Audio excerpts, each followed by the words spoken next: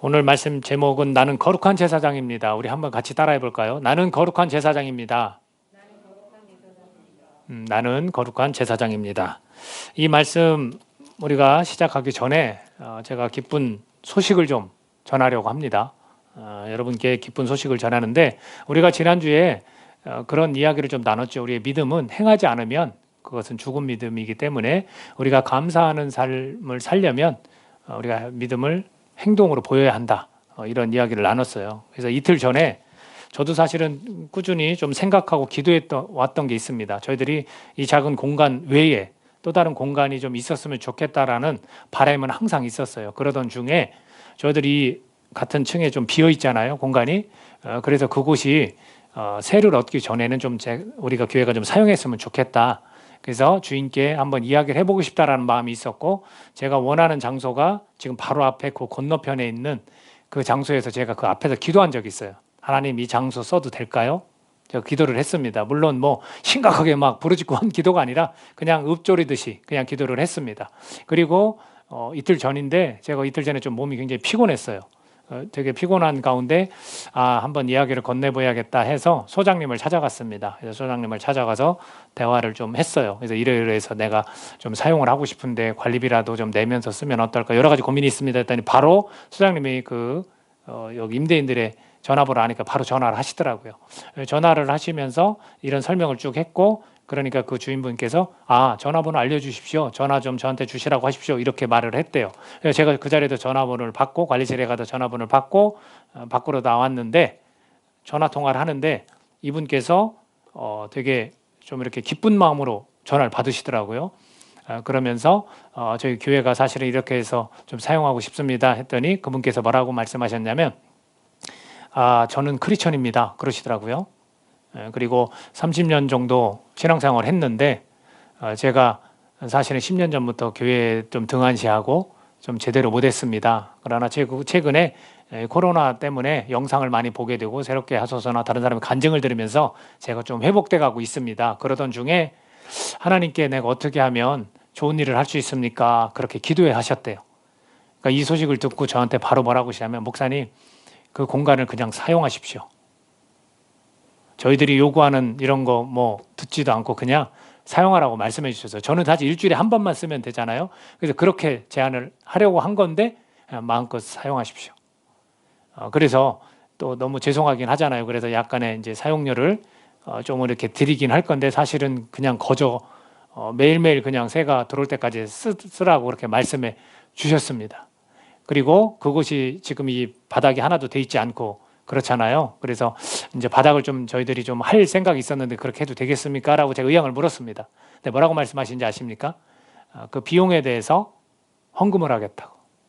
그래서 바로 헌금을 해주셨습니다. 별로 놀라지 않네요. 저는 진짜로 사실은 되게 놀랐어요. 소스라치게 놀랐고, 이런 말까지 했습니다. 통화를 하면서. 근데 그분 입장에서는 하나님 앞에 뭔가 하고 싶은데 이것이 잘 이렇게 맞아 떨어진 거예요. 그래서 저는 느꼈어요. 하나님께서 일하셨구나. 내가 만약 주저주저하고 생각만 하고 기도만 하고 있었으면 이런 일이 생겼을까요? 그렇지 않죠. 그냥 부딪혀 본 거예요. 저도 뭐 될지 안 될지 사실 모르잖아요. 그래서 기도를 하고 준비를 하고 이야기를 건넸는데 하나님이 이렇게 일하셨습니다. 그래서 제가 어제 기쁜 마음으로 청소를 엄청 했어요. 쓸고 막 이렇게. 그래서 허리가 지금 조금 아픈데 너무 기쁜 마음으로 사실은 그런 일이 있었습니다. 여러분, 우리가 하나님 앞에 결단하고 뭔가 나아갈 때 사실은 이곳에 있으면서도 우리가 결정하면서도 하나님께서 정말 다른 공간까지도 사용하실 수 있도록 이렇게 정말 일하신 게 아닌가, 저는 그렇게 확신을 했습니다. 여러분, 우리가 중요한 게 뭐냐면 이와 같이 행하는 믿음이 얼마나 중요하다라는 것을 저는 몸소 말씀을 통해서 이 일주일 안에 그것을 불과 이틀 전에 그것을 경험을 했고, 집에 가면서 너무 감동돼서 제 눈물이 날 뻔했어요. 하나님 감사합니다. 하나님 감사합니다. 저는 한 번 쓸 거 생각했는데 하나님은 계속 그냥 마음껏 쓰도록, 제가 계획하고 제가 생각한 것보다 하나님 항상 크시다. 믿으십니까? 항상 크신 것 같아요. 풍족하게 더 풍성한 것으로 채우시는 분이 누구냐면 하나님이시라는 거예요. 그리고 우리가 발을 내딛고 움직일 때 일하시는 분이 누구라고요? 하나님이다 라는 겁니다. 그래서 얼마나 감사한지 모릅니다. 이런 행하는 믿음이 오늘도 말씀 속에서 이어지고 있다는 거예요. 베드로라는 사람이 존재성에 이은 삶의 어떤 태도와 방식이 어떠해야 되는지, 하나님의 백성이라면 어떻게 살아야 되는지에 대해서 쭉 들려주는 겁니다. 재미난 게 이 사람은 예수님의 마음을 아마 가장 잘 아는 사람이 아닐까. 수제자로서 항상 예수님 곁에 붙어 있었던 제자 중 가까이에서 예수님을 겪어본 사람이에요. 그런 사람이 말하는 거 신뢰가 갈까요, 안 갈까요? 우리 입장으로서 더 신뢰가 가는 거예요.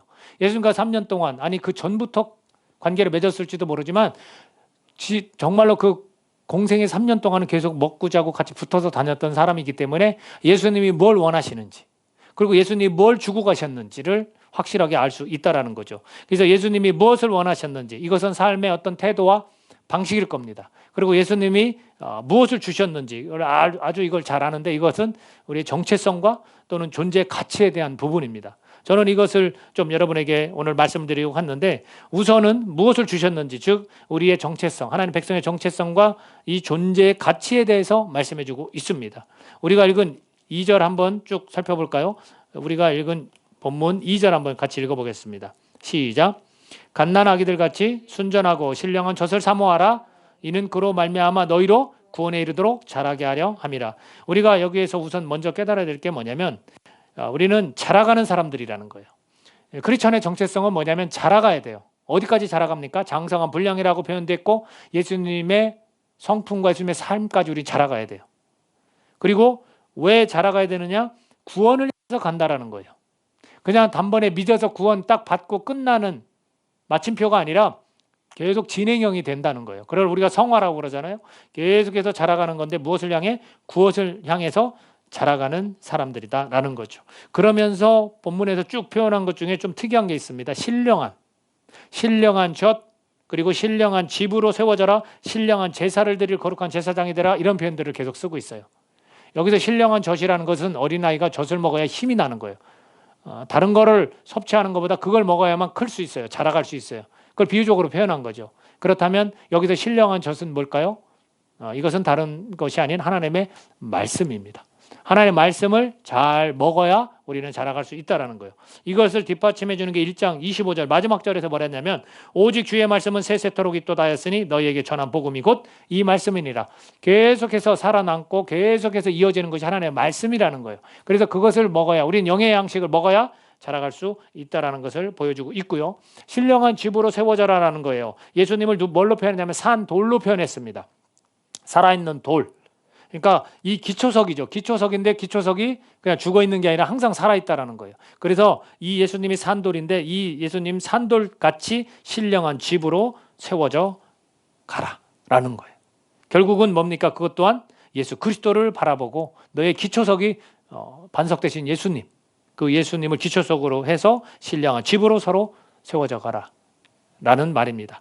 그러니까 영적인 스피리추얼 하우스라고 그렇게 부르거든요. 영적인 집으로 우리는, 공동체는, 우리 각 사람들은, 크리스천들은 세워져 가야 되는 겁니다. 또 신령한 제사를 드리라는 거, 영적인 제사죠. 하나님이 기뻐 받으시는 예배가 어떤 예배라서? 영적인 예배예요. 그러니까 우리가 이런 신령한 제사를 드리는, 하나님을 기쁘게 해드리는 제사장이다라는 거죠. 그것이 5절에 나왔습니다. 같이 한번 읽어볼까요? 5절. 자, 시작. 너희도 산돌같이 신령한 집으로 세워지고 예수 그리스도로 말미암아 하나님이 기쁘게 받으실 신령한 제사를 드릴 거룩한 제사장이 될지니라. 바로 이게 존재성의 가치고 이게 정체성이에요. 예수님이 우리에게 주신 게 뭐냐면, 니네는 거룩한 제사장이다 라는 거죠. 그래서 이걸 통틀어서 영의 양식을 먹고 또 영적인 집을 지어가고 또 영적인 제사를 드리는 사람들을 뭐라고 부르냐면, 통틀어서 뭐라고 부를 수 있겠습니까? 거룩한 제사장이다. 이렇게 우리는 부를 수 있는 겁니다.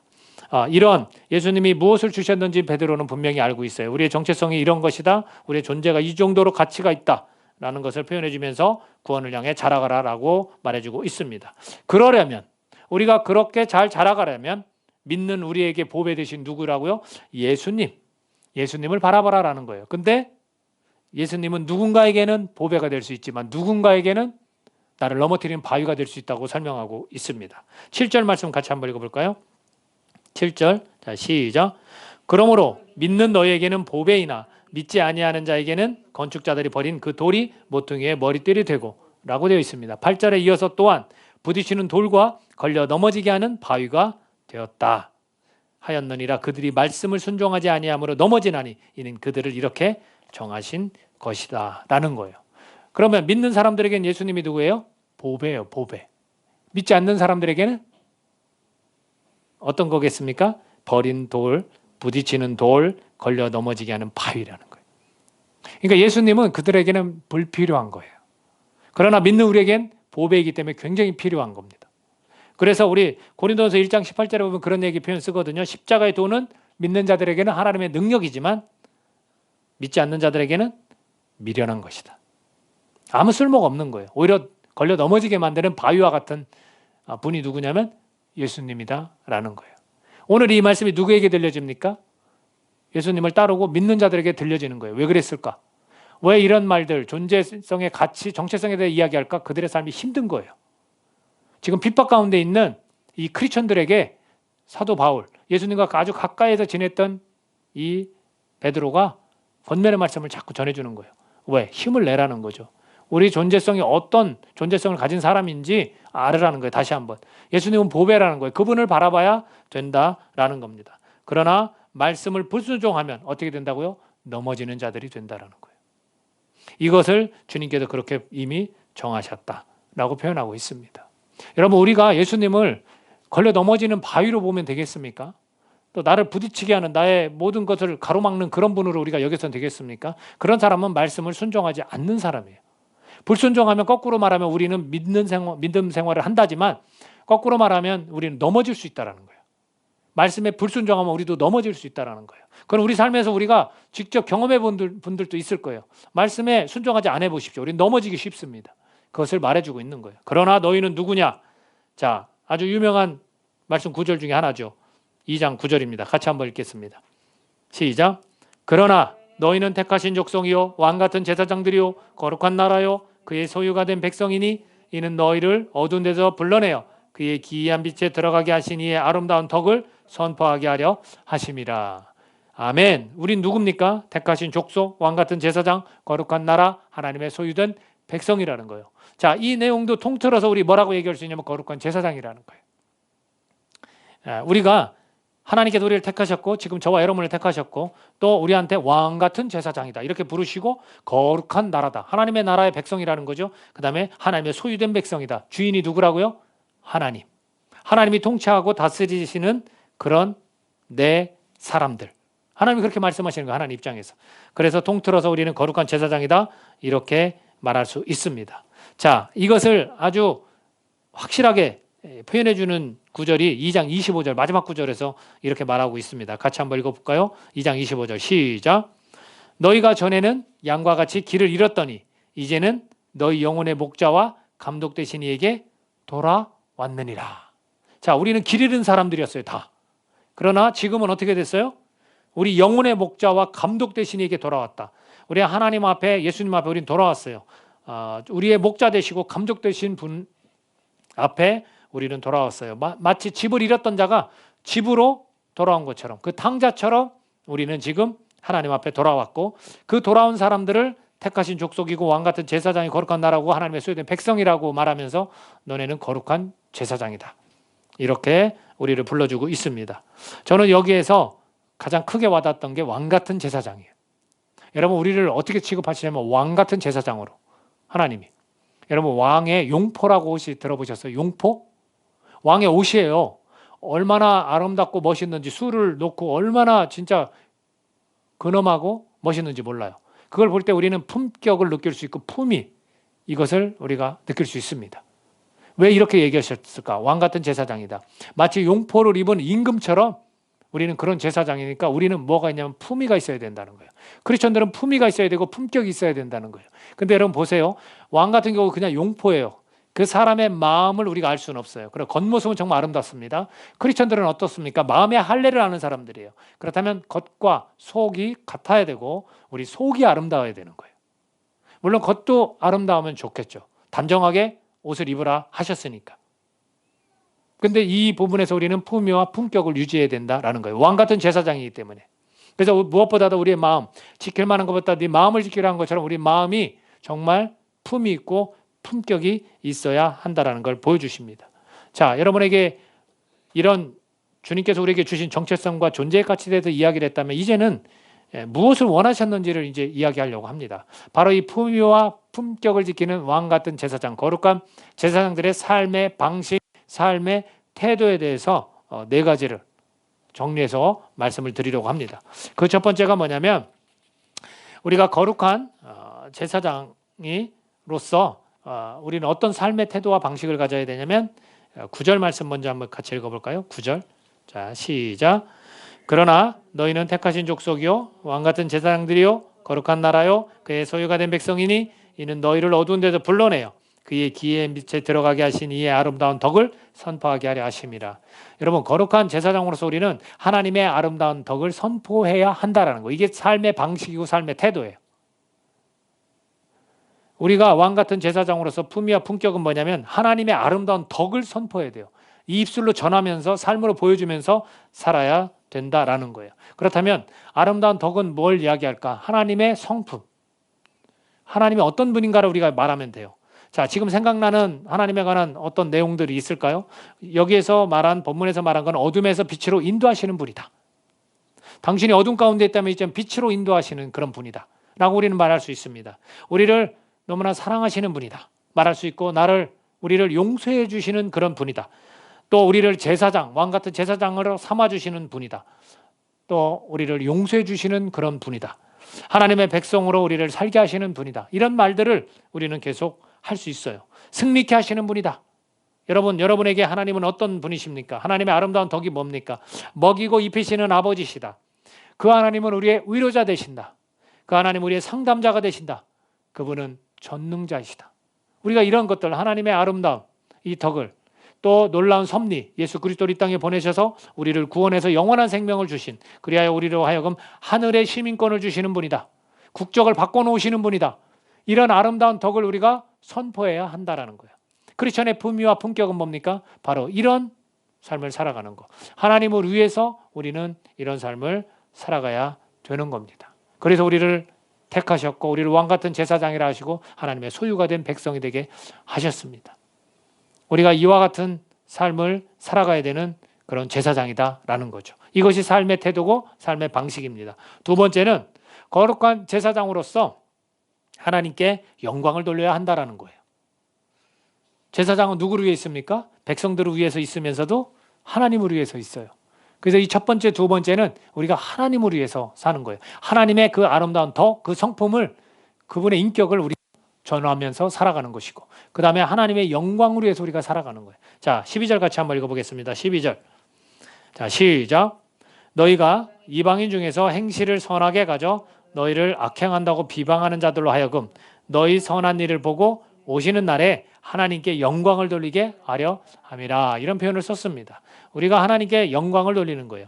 이 육체의 정욕을 제어하라는 표현을 바로 윗구절에 11절에도 그렇게 이야기합니다. 사랑하는 자들아, 거류민과 나그나 같은 너희를 권하노니 영혼을 거슬러 싸우는 육체의 정욕을 제어하라. 그러니까 거꾸로 말하면 이제는 우리가 이 육체의 정욕을 제어하면서 이 육체로 어떻게 하라고요? 몸으로 하나님께 영광을 돌려라 라는 거예요. 고린도전서에서 이 베드로뿐만 아니라 사도 바울도 똑같은 얘기를 해요. 뭐라고 이야기하냐면 너네는 값으로 산 몸이다. 랜섬. 우리가 그 몸값이라는 거 있잖아요. 이 몸값이라는 거, 제가 영화를 본 적이 있는데, 이 랜섬이라는 영화를 본 적이 있는데 아들이 납치를 당해요. 근데 이 아버지가 온 자기가 갖고 있는 이 재산을 다 주고서라도 이 아들을 구원하려고 하는 겁니다. 구출해내려고. 랜섬이 바로 그거예요. 우리의 죄를 위해서 속죄하는 걸 랜섬이라고 합니다. 몸값을 지불한 거예요. 그러니까 우리가 그냥 공짜로 뭘 얻은 게 아니에요, 여러분. 예수님의 피 뿌림으로, 피 흘림으로 우리는 값어치 있는 존재가 됐다고요. 그러니까 우리 몸으로 어떻게 하라고요? 하나님께 영광을 돌리라는 거예요. 너희는 너희의 것이 아니라는 거예요. 누구의 것입니까? 하나님의 것이다 라는 겁니다. 그래서 이 몸으로 행실도 선하게 하여서 너희를 비방하는 자들로 부끄럽게 만들어라 라는 거죠. 이것이 우리가 하나님을 위한 일이거든요. 하나님께 영광되는 일은 뭐냐면 이 몸으로, 할 수 있는 이 몸으로 육신이 원하는 욕구들을 제어하고 이 몸으로 하나님의 영광을 위해서 사용하라는 거예요. 그것이 거룩한 제사장이 해야 될 삶의 방식입니다. 저와 여러분이 주어진 이 몸으로 내 것이 아닌 하나님의 것으로 우리가 알고 나를 속량하신 나를 몸값을 주고 주님께서 사셔서 소유되게 하셨으니 우리가 이 몸으로 하나님께 영광 돌릴 수 있는 저와 여러분이 되기를 간절히 바랍니다. 자, 이들이 비방하는 게 뭘까? 잘 보십시오. 4장으로 한번 가볼까요? 4장 2절에서 5절 말씀 같이 한번 읽어보겠습니다. 베드로전서 4장 2절에서 5절 같이 큰 목소리 읽겠습니다. 시작. 그 후로는 다시 사람의 정욕을 따르지 않고 하나님의 뜻을 따라 육체의 남은 때를 살게 하려 함이라. 너희가 음란과 정욕과 술 취함과 방탕과 향락과 무법한 우상 숭배를 하여 이방인의 뜻을 따라 행한 것은 지나간 때로 족하도다. 이러므로 너희가 그들과 함께 그런 극한 방탕에 다름질하지 아니하는 것을 그들이 이상히 여겨 비방하나 그들이 산자와 죽은 자를 심판하기로 예비하신 이에게 사실대로 고하리라. 아멘. 보세요. 왜 비방합니까? 야, 너 과거에 했던 걸 왜 안 해? 이거 갖다 비방한다는 거예요. 우리는 누구냐면 이제 육체 정욕을 제어할 수 있는 사람들이 된 거예요. 거룩한 제사장이 됐거든요. 그런데 이 과거에 나하고 관계 맺었던 사람들이 너 왜 과거에 우리의 전에는 이런 일을 같이 하더니 왜 안 해? 하고 비방하는 거예요. 그런데 우리는 이제는 이 몸으로 나를 즐겁게 만들려는 향락과 쾌락으로 해서 내 몸이 있는 게 아니라 누구로 위해서 있습니까? 하나님의 영광으로 위해서 있는 거예요. 그러니까 선을 행하라는 거예요. 그 선을 행하는 걸 통해서 그들을 부끄럽게 만들으라는 거예요. 그리고 심판날 분명히 이야기합니다. 심판날에 그들이 하나님 앞에 다 사실대로 고하리라. 결국 그들은 심판을 면하지 못하는 거죠. 우리가 이렇게 살았습니다. 잘못했습니다. 주님께서는 다 셈하고 계신다고 했거든요. 그러니까 우리가 비방받는 거 그럴 수 있잖아요. 너 왜 이렇게 유별 나가게 그래? 너 예수님 믿으면서 왜 그렇게 과거에 했던 거 왜 안 해? 우리가 그거에 직장 생활을 하다 보면 많은 믿지 않는 사람들과 지내다 보면 이거에 관해서 비방을 받을 수 있다는 거죠. 여러분이 중간에 변화를 받았다. 그러면 당연히 더 그렇죠. 안 그랬는데 지금 바뀌었으니까. 저도 회심하고 주님 앞에 돌아왔을 때 친구들이 상당히 놀랐거든요. 그런 거에 대해서는 고민하시면 안 돼요. 나는 신분이 바뀌었어요. 나는 이 몸값을 주님이 피로 지불했어요. 그렇기 때문에 내가 살아가야 될 방식은 거룩한 삶이에요. 그래서 내 육체가 원하는 것을 제어하면서 선을 행할 수 있는 것 모든 걸 행하면서 그들을 부끄럽게 만드는 거예요. 그리고 마지막 날에 하나님께서 그것을 다 고하도록 하신다는 거예요. 이게 우리 거룩한 제사장으로서 우리 크리스천들의 삶의 방식이라는 거예요. 저와 여러분이 이렇게 신분이 바뀌었고 국적이 바뀌었기 때문에 이제는 우리가 하나님의 백성으로서 하나님께만 이 몸으로 하나님께만 영광을 돌릴 수 있어야 하는 것입니다. 세 번째부터 네 번째까지는 이거는 나를 위한 거예요. 이 첫 번째, 두 번째가 하나님을 위해서 우리가 그렇게 살아간다면 이제는 나를 위해서 살아가는 방식도 말씀해 주십니다. 거룩한 제사장으로서 해야 될 그 관계, 나를 위한 그 관계에 대해서 설명하는데 17절 먼저 같이 읽어볼까요? 17절, 2장 17절. 자, 시작. 뭇사람을 공경하며 형제를 사랑하며 하나님을 두려워하며 왕을 존대하라. 이렇게 되어 있습니다. 거룩한 제사장으로서 삶의 태도와 방식은 바로 이런 거예요. 뭇사람을 우리 공경해야 돼요. 그래서 크리스천들은 품위와 품격이 있는 것 중에 하나가 배려예요. 존중이에요. 그거 할 수 있는 거죠, 우리는. 왜? 하나님의 명령이니까. 결국 내가 매너 있게 대하고 배려 있으면 결국 그게 누구한테 돌아오면 나한테 돌아와요. 나한테 돌아온다고요. 그리고 형제를 사랑해야 돼요. 여러분, 교회뿐만 아니라 우리 혈육도 형제를 사랑해야 되는 거예요. 이게 품이고 품격입니다. 크리스천들의. 그리고 하나님을 두려워하셔야 됩니다. 다른 사람을 두려워하는 사람이 너무 많아요. 사람을 의식하고 사람을 너무나 두려워합니다. 거룩한 제사장이 할 일이 아니에요. 거룩한 제사장은 그 백성들의 죄를 가지고 하나님께 올려드리는 사람이라 누구를 봐야 되냐면 하나님, 죄를 용서해 주시는 그 하나님을 봤어야 되는 사람들을 제사장이라고 그랬어요. 그래서 자기부터 깨끗하게 하거든요. 그렇죠? 그 사람들 죄를 대신해서 양과 염소를 잡는 거죠. 송아지를 잡는 거죠. 그랬을 때 누구를 바라봅니까? 하나님을 바라보는 거예요. 그러니까 우리 하나님을 두려워하면서 삶의 관계를 맺어가는 거예요. 그리고 왕을 존대하라는 거예요. 왕은 하나님을 나타내는 게 아닙니다. 일상에 있는 우리 사람들을 나타내는 거예요. 보십시오. 13절, 14절 이렇게 되었습니다. 인간의 모든 제도를 주를 위하여 순종하되 혹은 위에 있는 왕이나 혹은 그가 악행하는 자를 징벌하고 선행하는 자를 포상하기 위해 보낸 총독에게 하라. 왕과 총독, 위정자들입니다. 선한 시민상을 주기도 하고요. 법을 통해서 벌을 줘서 교도소에 가기도 합니다. 이런 것들을 하는 사람들을 어떻게 하라고요? 순종하라는 거예요. 우리가 무슨 어떤 시즌이 있잖아요. 선거 시즌. 그럼 크리스천들은 고민을 많이 해요. 근데 크리스천들 중에서도 주장하면서 이렇게 나눠지는 경우가 있거든요. 사실은 저는 나누는 사람은 아니에요. 저는 개인적으로. 그다음 중립을 갖는 사람이 아니에요. 뭘 원하냐면 하나님께서 원하시는 사람을 세워주십시오. 그 사람이 우리가 우리의 잣대로 볼 때 잘못된 사람이라 할지라도 하나님께 세우시면 우리는 어떻게 해야 돼요? 공경해야 되는 거예요. 순종하라는 거예요. 우리의 사회생활의 관계가 그거예요. 그것을 해나가라는 겁니다. 그래서 이것을 또 이방인의 사도인 사도 바울과 유대인의 사도인 베드로라고 성경은 표현하는데, 이 이방인의 사도인 사도 바울도 똑같이 로마서 13장 1절에서 이렇게 표현합니다. 각 사람은 위에 있는 권세들에게 복종하라. 권세는 하나님으로부터 나지 않음이 없나니 모든 권세는 다 하나님께서 정하신 바라. 하나님께서 통치자시기 때문에, 절대 주권자이시기 때문에 하나님께서 다 정하시니까 크리스천들은 어떻게 하라고요? 거룩한 제사장들은 거기에 복종하라는, 순종하라는 거예요. 근데 얼마나 이 크리스천들끼리도 정치 얘기하면 막 싸우고 그럽니까? 우리는 그렇게 따지는 사람들이 아니라 위정자들이 우리는 기도하는 사람들이에요. 하나님이 정하셨다면 그걸 따르는 사람들이에요. 이것을 거룩한 제사장들의 삶의 방식으로 우리에게 말씀하고 있다라는 거예요. 15절 한번 읽어봅시다. 15절 시작. 곧 선행으로 어리석은 사람들의 무식한 말을 막으시는 것이라. 보세요. 위정자들이 잘못했을 때 우리가 해야 될 일은 뭐라고요? 선행밖에 없어요. 여러분, 크리스천들은, 거룩한 제사장들은 선행이 무기입니다. 이해되세요? 하나님께서 원하시는 게 크리스천들의 선한 행동을 통해서 그거를 주님께서 기뻐 받으시고 그들을 부끄럽게 한다는 얘기를 계속 들려주고 있습니다. 자, 여러분, 제사장의 특징이 뭡니까? 누군가를 위한다는 거예요. 우리가 거룩한 제사장입니다 라고 고백했듯이 주님이 우리의 그런 정체성을 허락하셨으면 우리는 누군가를 위해서 사는 사람들이에요. 직장생활이나 우리 가족들과 믿지 않는 사람들과의 어떤 이웃들과의 친구들과의 모든 관계들 속에서 우리는 누군가를 위하는 사람들이라는 거예요. 정치도 마찬가지라는 거예요. 위정자들을 위해서 우리 그렇게 복종하고 순종하고 살아가는 거죠.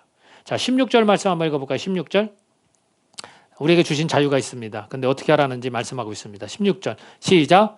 너희는 자유가 있으나 그 자유로 악을 가리는 데 쓰지 말고 오직 하나님의 종과 같이 하라 라고 되어 있어요.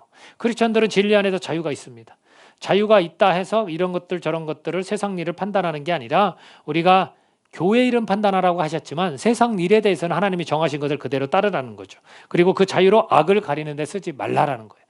그저 우리는 하나님의 종처럼 선을 행하면서 누군가를 위하면서 살아가라, 이렇게 말씀해주고 있습니다. 이것이 우리의 수평적인 관계 속에서 나를 위한 거예요.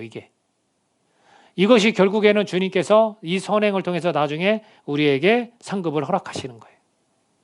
왕이나 총독, 위정자들을 위해서 우리가 가져야 될 이런 태도들, 또 이어서 우리가 정말로 우리의 상사들, 또 우리가 회사의 어떤 직급에 관한 그런 문제들 속에서도 어떻게 우리가 살아가야 될지 힌트를 우리가 얻을 수 있는 겁니다. 자, 마지막으로 거룩한 제사장으로서 우리가 어떤 삶의 방식, 태도를 가져야 되는지에서 이야기를 하는데, 그것은 우리가 읽지는 안 했지만 그 본문 뒤에 바로 이어져 나오는 부분이 있습니다. 자, 21절, 2장 21절 성경 펼친 그것도 함께 읽겠습니다. 21절 시작. 이를 위하여 너희가 부르심을 받았으니 그리스도도 너희를 위하여 고난을 받으사 너희에게 본을 끼쳐 그 자취를 따라오게 하려 하셨느니라. 보세요. 그리스도가 고난을 받았어요. 그러니 거룩한 제사장인 크리스천들도 고난을 받으면서 참아야 한다는 거예요. 우리 거룩한 제사장들의 삶의 태도, 삶의 방식이 뭐냐면 고난을 받으며 참아야 한다는 거예요. 고난을 받아도 우리는 참아야 한다라는 겁니다. 그 이야기 위서부터 18절부터 제가 읽어볼까요? 사환들아, 범사의 두려움으로 주인들에게 순종하되. 보세요. 직급이 나보다 위인 사람들, 내가 고용주한테 어떻게 하라는 겁니까? 순종하라는 거예요. 선하고 관용하는 자들에게만 아니라 또한 까다로운 자들에게도 그리하라. 나를 엄청 괴롭히고 까다로운 사람이에요. 그 사람이 나의 상급자고 나의 고용주면 어떻게 하라고요? 순종하라는 거예요. 19절에서 부당하게 고난을 받아도 하나님을 생각함으로 슬픔을 참으면 이는 아름다우나 라고 되어 있어요. 부당한 것까지도 참으래요. 억울해 미치겠어요. 정말로 내가 아주 원수를 갚고 싶을 정도로 나를 괴롭혀요. 그래서 직장 안에서 물론 동료들이 따돌림 시키는 거와는 좀 달라요. 굉장히 힘들어하는데 직장 상사나 주인이 그런다면 까다로운 사람이라 해도 부당해도 어떻게 하라고요? 참으면 그 사람은 아름다운 사람이라는 거예요. 거룩한 제사장으로서 아름답다는 소리를 주님으로부터 우리가 듣는 거예요.